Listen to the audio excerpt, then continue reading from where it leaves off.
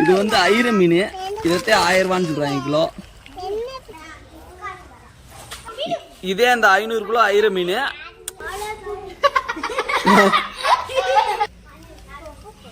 இந்த 500 மீனை வந்து பொரிக்கிறதுக்கு இப்ப வந்து நம்ம ஹெல்ப் பண்ண போறோம். நல்லா முருகலா முருகி வந்துருக்கு.